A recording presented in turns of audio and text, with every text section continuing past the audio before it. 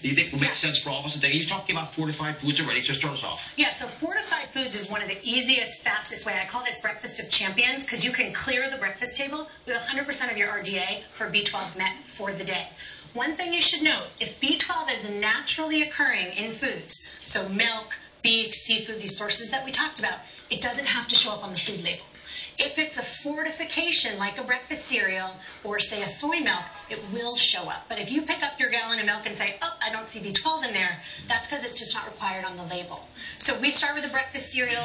Aim for your favorite whole grain cereal with at least 25% of the daily value of B12. That plus a cup of low-fat or skim milk, and you can be right up towards 100% of the daily value before you've even left breakfast. And I always have cereal, milk Is it every day. fortified though? Because not all of them are. So you definitely want to look at the label and see that it's fortified. And even if it is, for whatever reason, because we talked about reasons you may not absorb B12 normally, you may not be absorbing them the way you ideally want to. So this is the This breakfast. we did. If you want to spice it up a little bit, my kids love doing this. I love This is it. going to be a mess. It's a breakfast parfait, a little bit full here. Oh, But that is a fortified B12 cereal.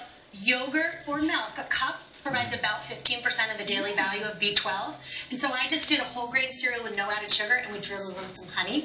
And then we put in some antioxidant-rich fruits that gives you I get my B12 this way, for sure. Yeah. Okay. What do you have for breakfast usually, Christine? During the week, cereal.